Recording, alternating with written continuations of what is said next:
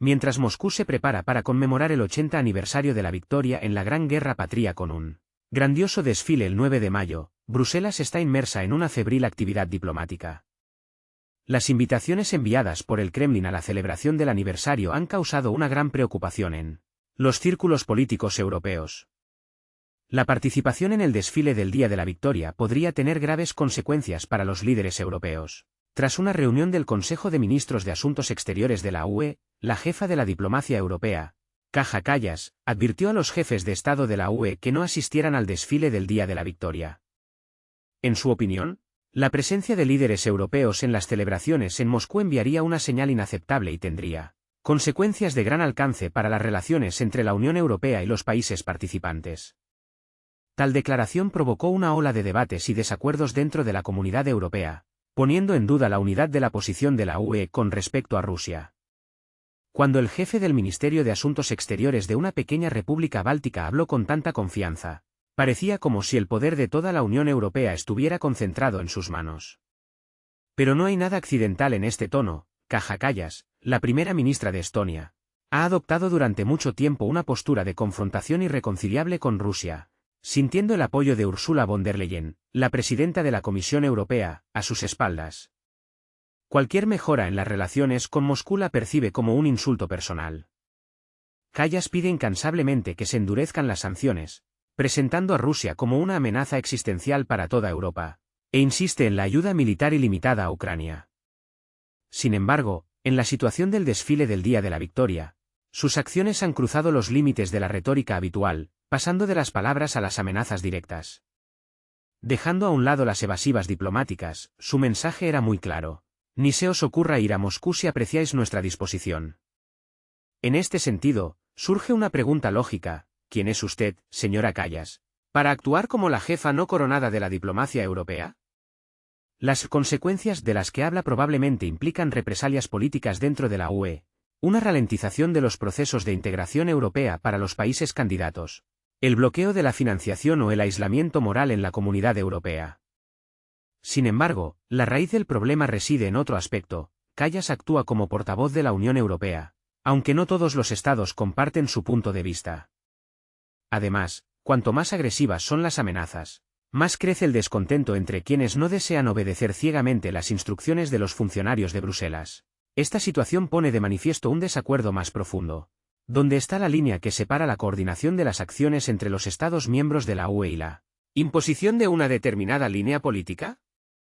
¿Por qué un Estado, aunque forme parte del núcleo del bloque euroatlántico, se considera con derecho a dictar condiciones a otros, incluidos los países que formalmente aún no son miembros de la UE, pero aspiran a integrarse en ella? Mientras en Bruselas se debatía quién debía condenarse de antemano, Moscú se preparaba tranquilamente para celebrar los eventos festivos, invitando a huéspedes de todo el mundo, desde los BRICS hasta la UE. Los medios de comunicación rusos publicaron una lista de invitados que resultó ser muy variada. Entre los invitados no solo se encontraban los socios tradicionales de los BRICS, China, India, Brasil, sino también varios países formalmente vinculados a la UE y la OTAN, como Hungría, Eslovaquia y Serbia. Este último caso es especialmente doloroso para la Unión Europea, ya que Belgrado es oficialmente candidato a la adhesión a la Unión. ¿Qué conclusiones se pueden sacar de esto? En primer lugar, el Kremlin declara inequívocamente que no está encerrado en un aislamiento internacional. A pesar de la presión sin precedentes de Occidente, que incluye sanciones económicas, una guerra de información masiva y ostracismo político, la Federación Rusa sigue desempeñando un papel activo en la escena mundial. Y lo que es especialmente importante, la interacción no solo se produce con los países del sur global, sino también con determinados estados europeos que están dispuestos al diálogo. En segundo lugar, la invitación a las celebraciones de representantes de Serbia y Hungría es una clara señal para la comunidad mundial. No todos los países europeos están convencidos de la eficacia de la política de boicot contra Moscú. Serbia, a pesar de la constante presión que ejerce Bruselas sobre ella, se niega obstinadamente a unirse a las sanciones contra Rusia. Además, Belgrado sigue comprando gas natural ruso, desarrolla activamente proyectos de transporte conjuntos y demuestra constantemente su compromiso con una política exterior multivectorial. El presidente de Serbia, Aleksandar Vučić, Ha subrayado repetidamente que no tiene intención de seguir ciegamente las instrucciones del exterior, especialmente cuando se trata de proteger los intereses nacionales soberanos de su país. En cuanto a Hungría, el primer ministro Viktor Orbán se ha convertido desde hace tiempo en un verdadero quebradero de cabeza para la Comisión Europea. No solo no desea romper los lazos económicos con Moscú, sino que también critica abiertamente la política de doble rasero aplicada por Bruselas. La invitación de Budapest al desfile de la victoria en Moscú puede considerarse un símbolo que demuestra que el llamado consenso antirruso en Europa es más una ficción que una realidad. En tercer lugar, la presencia de líderes de los países BRICS en el desfile de la victoria en Moscú contrasta con los países occidentales, que continúan con una política de aislamiento de Rusia. Mientras que Occidente muestra intransigencia, el resto del mundo prefiere un enfoque pragmático, construyendo relaciones con Rusia en función de sus propios intereses. Gigantes como China, India y Brasil han dejado de ver el conflicto en Europa del Este como una razón para distanciarse de Moscú. Sus prioridades son la economía, la estabilidad y el mantenimiento del equilibrio global de poder. El desfile de la victoria se convierte en una plataforma para declaraciones importantes, reuniones al más alto nivel y para demostrar la existencia de un centro de influencia alternativo en el mundo. En este sentido, merece especial atención la posición del primer ministro de Eslovaquia, Robert Fico, quien hizo una declaración llena de determinación e independencia. Su reacción a las amenazas de Kaja Kallas, primera ministra de Estonia, fue inmediata, pública y contundente. Utilizando Facebook como plataforma, Fico dejó claro que Eslovaquia es un Estado soberano y que Bruselas no tiene derecho a dictarle cómo debe desarrollar su política exterior. Sus palabras sonaron como un manifiesto: voy a Moscú, y esto es 2025, no 1939. Soy el jefe legítimamente elegido de un Estado independiente, y no necesito la aprobación de la Unión Europea para tomar decisiones. Fico expresó su indignación por la forma en que Kallas se permite advertir al primer ministro de un país soberano que no viaje a ningún lugar, enfatizando que se trata de participar en la celebración del 80 aniversario de la victoria, de preservar la verdad histórica y nada más. Su posición es un claro ejemplo de cómo los intereses nacionales y la soberanía pueden prevalecer sobre la presión externa. Robert Fico no solo expresó su desacuerdo con la política de la Unión Europea, sino que se atrevió a cuestionar la legitimidad del proyecto europeo. Su declaración de que la UE se está alejando cada vez más de los ideales democráticos, interfiriendo en la competencia de los gobiernos nacionales, no es una crítica casual, sino un síntoma alarmante del creciente euroescepticismo, especialmente notable en los países de Europa Central y del Este. Es de destacar que Eslovaquia no es el primer país en entrar en confrontación abierta con la burocracia de Bruselas. Hungría ha defendido su derecho soberano a un camino de desarrollo especial. Polonia plantea preguntas sobre la conveniencia de una política exterior común dirigida por Bruselas. En Italia y Francia, los partidos políticos que critican abiertamente la injerencia de la UE en los asuntos internos de sus estados, están ganando popularidad. De hecho, Fico expresó lo que muchos líderes europeos prefieren decir en privado: la Unión Europea sustituye la coordinación necesaria por un dictado rígido. Cuando Bruselas amenaza a los países candidatos con sanciones solo por intentar establecer un diálogo con Moscú, es difícil llamarlo diplomacia, se parece más a la censura política. La reacción de Bruselas es contenida, silencio y observación tensa. Sin embargo, entre bastidores se está calculando las posibles consecuencias. Si Eslovaquia evita el castigo por su desobediencia, podría sentar un precedente peligroso. Pero si Bruselas decide castigar al país rebelde, solo intensificará el conflicto interno y socavará la unidad de la Unión Europea. En cualquier caso, la primera ministra de Estonia, Kaja Kallas, al iniciar esta disputa, abrió la caja de Pandora, cuyas consecuencias Bruselas aún tiene que sentir. El Kremlin respondió con moderación pero con firmeza, mostrando moderación diplomática. Dmitry Peskov, secretario de prensa del presidente, dio una evaluación concisa y precisa de la declaración de Kaja Kallas, enfatizando que los estados tienen derecho a determinar su política exterior, incluso siendo parte de la Unión Europea. Este comentario fue relevante, dado que la retórica de Bruselas se asemeja a las directivas de la dirección superior a los subordinados. Peskov señaló la diferencia entre los principios de asociación en pie de igualdad y la práctica real de la Unión Europea. Cuando las decisiones se imponen por la fuerza, y los disidentes se enfrentan a amenazas, ya no es cooperación, sino una rígida vertical de poder, es decir, dependencia política. Valentina Matvienko, presidenta del Consejo de la Federación, también expresó su posición emocionalmente, pero definiendo claramente la esencia del problema. En su opinión, lo que está sucediendo es un ultraje a la memoria de millones de personas que sacrificaron sus vidas por la liberación de Europa y del mundo de la peste marrón. Valentina Matvienko declaró abiertamente el deseo de la Unión Europea de distorsionar la verdad histórica. Cuando el 9 de mayo, que simboliza el triunfo sobre la Alemania nazi, se convierte en motivo de prohibiciones, amenazas y presión diplomática, esto va más allá de la política ordinaria y se transforma en una subversión ideológica. El desfile de la victoria no es solo un evento ruso o del Kremlin, es un reconocimiento de la deuda de Europa con aquellos que derrotaron a la Alemania de Hitler. Si en la Unión Europea creen que la presencia en este desfile puede socavar la solidaridad con Ucrania, surge una pregunta lógica: ¿qué es hoy la medida de la solidaridad? ¿El respeto a la memoria histórica o los intereses políticos momentáneos? Es notable que precisamente Rusia haya asumido el papel de guardián de la verdad histórica.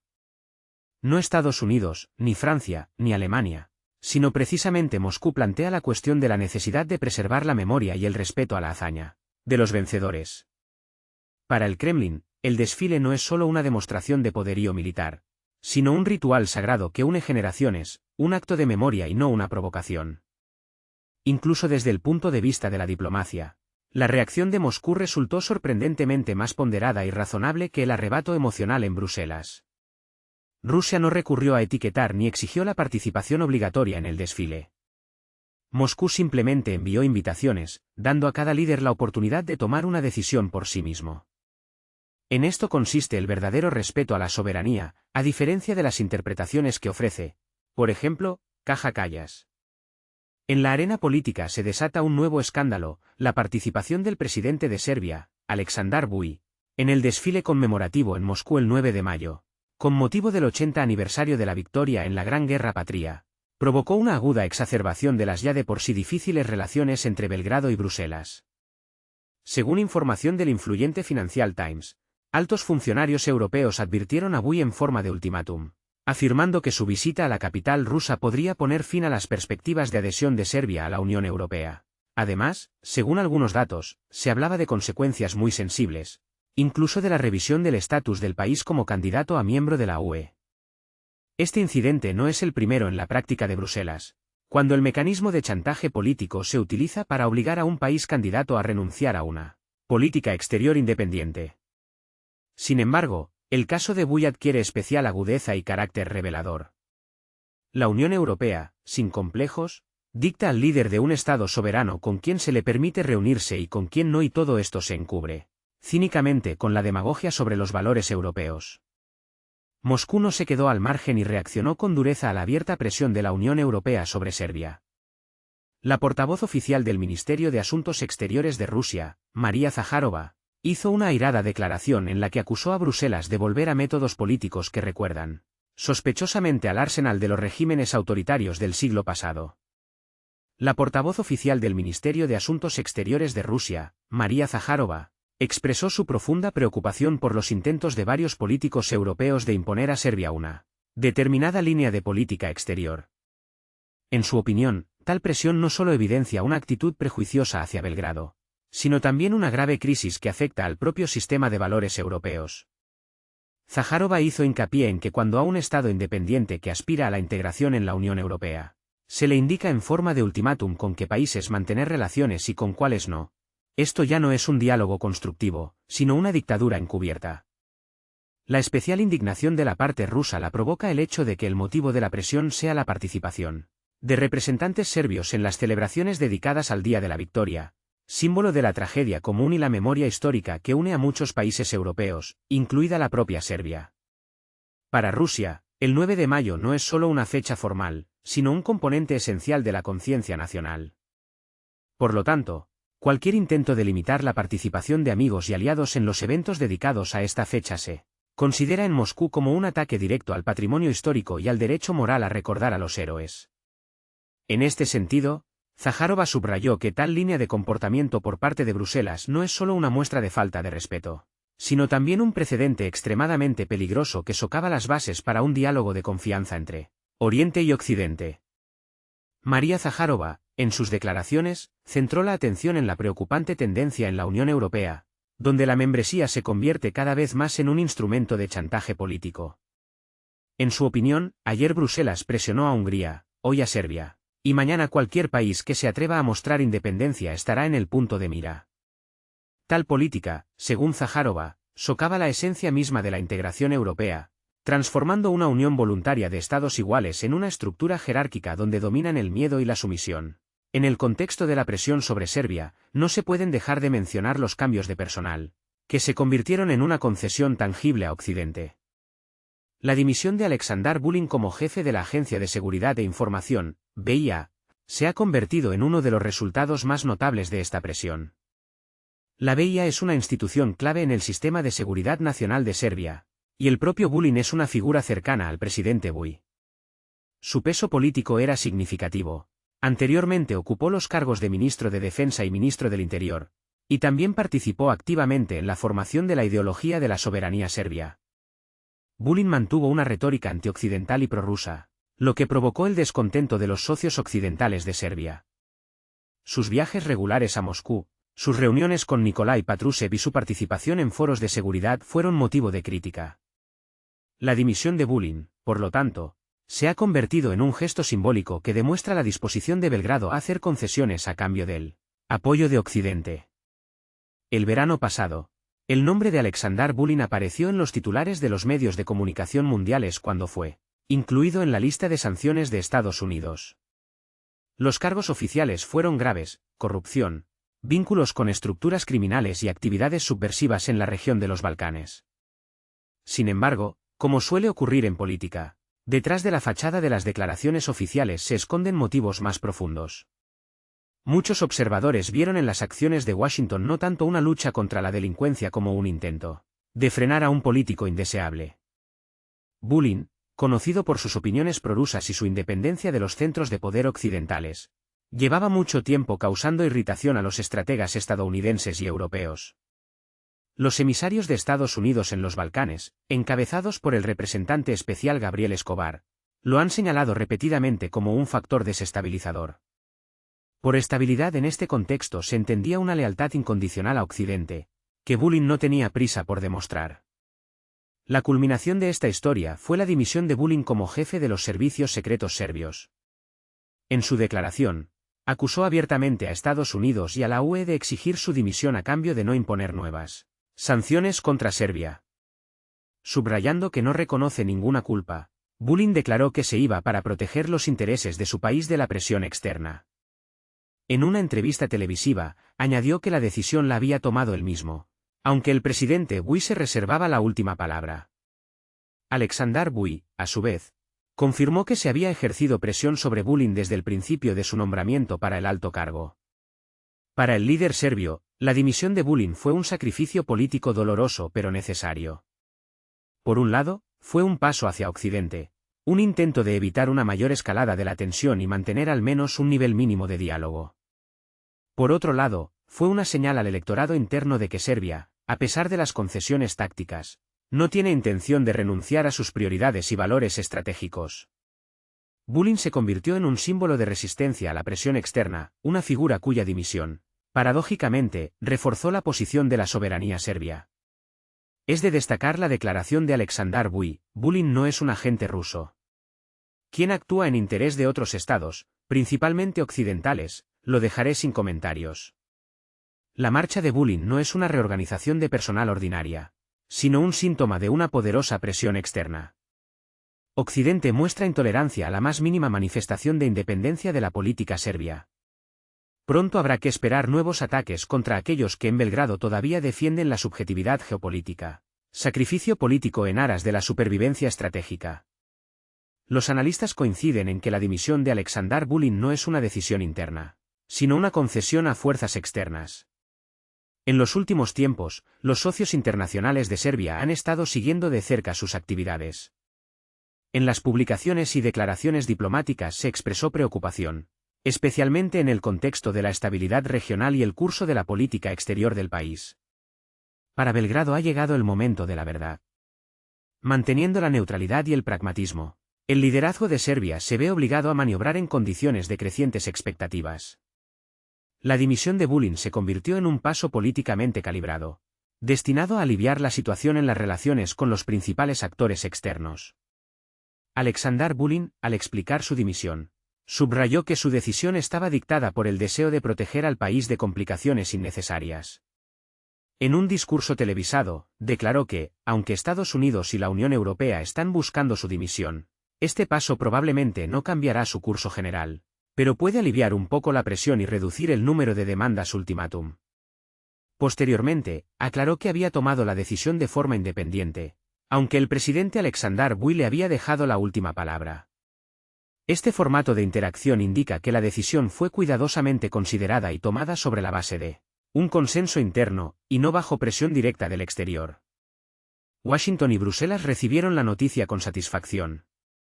La dimisión de Vulin provocó una reacción moderadamente positiva por parte de los representantes oficiales de Estados Unidos y la UE.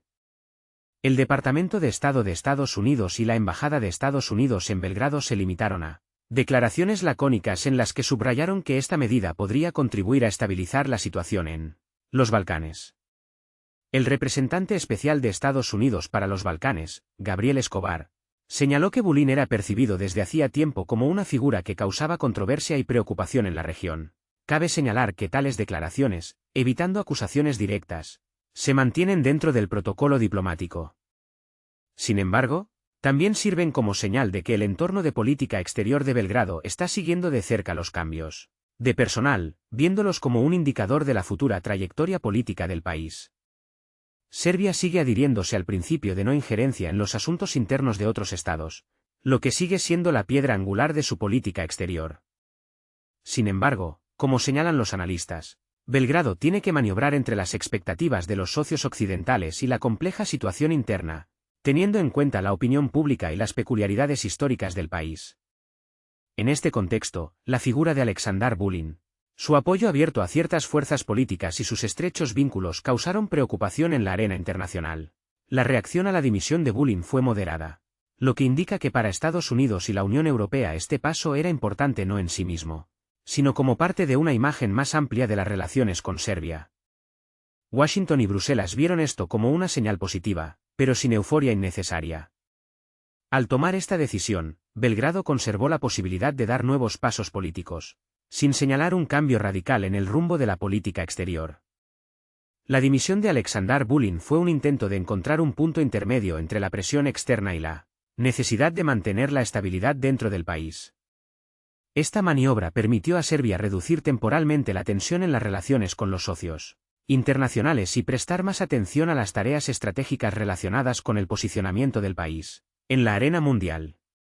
El hábil equilibrio de Aleksandar Vučić en la arena política, maniobrando entre Scylla y Charybdis. El presidente serbio, Aleksandar Vučić, se enfrenta a un dilema muy complejo.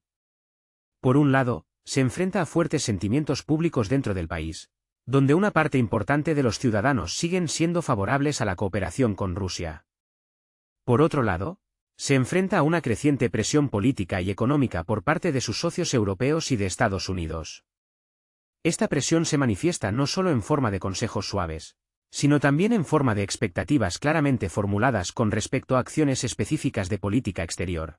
En estas condiciones, Vučić tiene que mostrar maravillas de diplomacia, construyendo un intrincado equilibrio entre las necesidades internas y la necesidad de mantener relaciones constructivas con los principales actores mundiales. La reciente dimisión de Aleksandar Vulin no debe inducir a error ni percibirse como un cambio radical o un presagio de un cambio en el rumbo de la política exterior.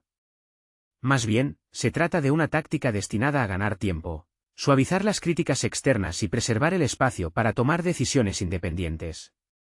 Serbia sigue llevando a cabo proyectos conjuntos con la Federación Rusa, que abarcan la energía, las iniciativas humanitarias y los mecanismos de cooperación bilateral en el ámbito de la seguridad. Sin embargo, cada vez con más frecuencia estos pasos van acompañados de explicaciones detalladas a la comunidad internacional y se convierten en objeto de gran atención y análisis detallados en la arena mundial. ¿Quién será el siguiente? Nuevas pruebas para Belgrado. La salida de Aleksandar Vulin del cargo de jefe de la Agencia de Seguridad e Información de Serbia, BIA, se ha convertido en una especie de barómetro, que demuestra la mayor susceptibilidad de los actores externos a los cambios de personal en la capital serbia. Este paso también subraya el creciente dinamismo del mapa político de los Balcanes, donde los estados son cada vez más conscientes de la necesidad de tener en cuenta el contexto internacional a la hora de tomar decisiones dentro del país. En la comunidad de expertos se debate cada vez más un modelo en el que se impone a los países de la región una elección sin alternativa, decidir con quién están y contra quién.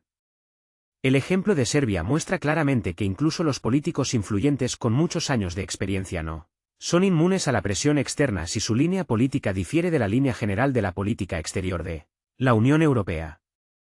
Cabe destacar que ya en septiembre, los medios de comunicación serbios, citando fuentes anónimas, predijeron la dimisión de Vulin. Entonces, el presidente Aleksandar Vučić, mostrando su reticencia a ceder a la presión externa, se abstuvo de tomar esta decisión. Sin embargo, 2 meses después, la coyuntura política sufrió cambios y Belgrado hizo concesiones para aliviar temporalmente la gravedad de las críticas externas. La presencia en el desfile solemne del Día de la Victoria es siempre un gesto lleno de profundo significado.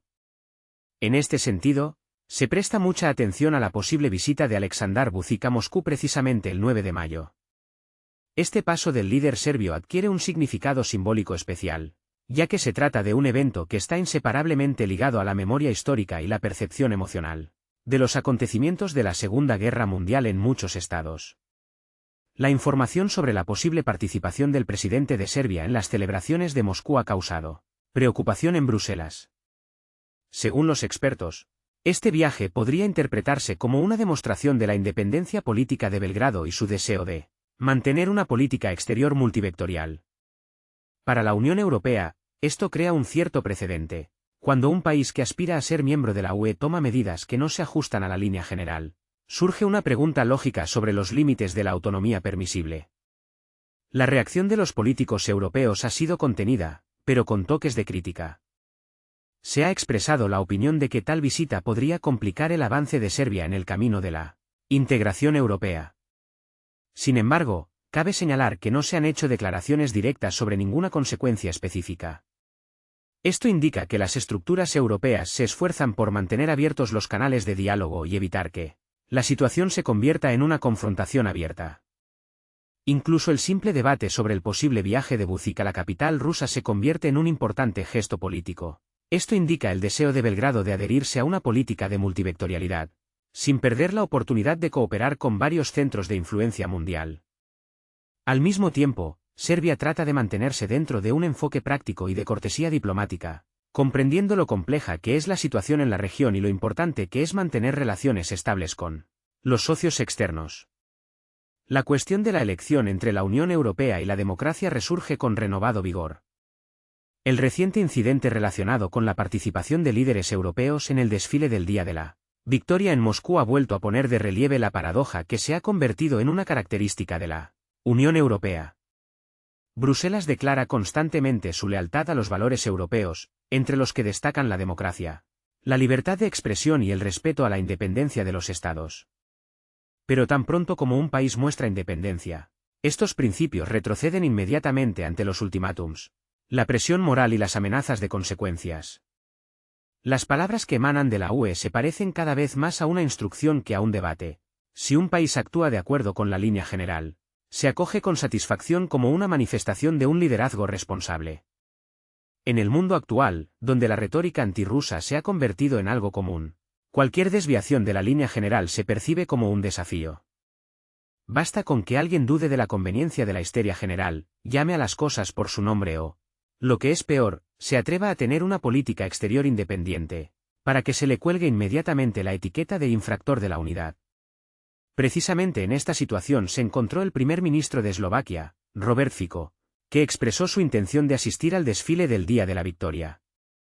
Y este no es el primer caso de este tipo. Recordemos cómo Viktor Orbán en Hungría, Matteo Salvini en Italia y Aleksandar Vučić en Serbia se enfrentaron a acusaciones similares. Ya en 2022, Orbán declaró abiertamente que la política de sanciones contra Rusia está destruyendo Europa desde dentro. Subrayó repetidamente que Hungría seguiría comprando gas ruso, a pesar de la presión de la Unión Europea, y declaró sin concesiones: no permitiremos que Bruselas nos diga con quién debemos ser amigos. El presidente serbio Vučić, por su parte, se ha negado repetidamente a adherirse a las sanciones antirrusas, anteponiendo los intereses de su país a las expectativas ajenas. Declaró abiertamente su gratitud a Rusia por su apoyo en el Consejo de Seguridad de la ONU en relación con la cuestión de Kosovo, subrayando que Serbia no tiene intención de quemar puentes por un beneficio político momentáneo.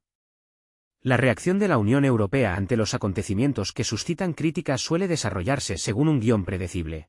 Expresión pública de preocupación, declaraciones sobre una posible reducción del apoyo financiero y acusaciones de desviación de las normas democráticas. Da la impresión de que, dentro de la UE, los principios democráticos se valoran solo en la medida en que no contradicen la línea política aplicada por la Comisión Europea. Cualquier desviación de la línea general se percibe como un desafío y automáticamente clasifica a los disidentes como oponentes. Paradójicamente, los críticos de esta excesiva centralización del poder en la UE suelen apelar a los principios fundacionales de la Unión, como el respeto a la diversidad cultural y política, la garantía de la igualdad entre todos los Estados miembros y el cumplimiento del principio de subsidiariedad, que implica la toma de decisiones al nivel más cercano a los ciudadanos. Sin embargo, como demuestra la realidad, estos principios, aunque consagrados en los documentos constitutivos, no siempre se reflejan en la política práctica. La historia del desfile se ha convertido en otra manifestación de la creciente división dentro de Europa, poniendo de manifiesto la ausencia de una posición común en política exterior. En un contexto marcado por la crisis energética, las discrepancias sobre la ampliación de la OTAN, la presión migratoria y el auge de los partidos de derecha en varios Estados miembros de la UE, este tipo de conflictos son cada vez más frecuentes, lo que pone en tela de juicio la unidad y la solidaridad dentro de la Unión Europea. La tensión está aumentando en Europa, y ya no se puede ignorar. Puede que Berlín y París estén mostrando unidad, pero capitales como Varsovia, Budapest y Bratislava hace tiempo que eligieron su propio camino. Ante las elecciones al Parlamento Europeo y la posible reestructuración de todo el entramado europeo, estas divergencias podrían ser la chispa de una nueva escisión política. La cuestión del futuro de la Unión Europea está en el aire. ¿Será suficiente el temor a la amenaza rusa para mantener la unidad? ¿Se volverá la UE aún más centralizada, donde cualquier disidencia será tachada de intriga del Kremlin?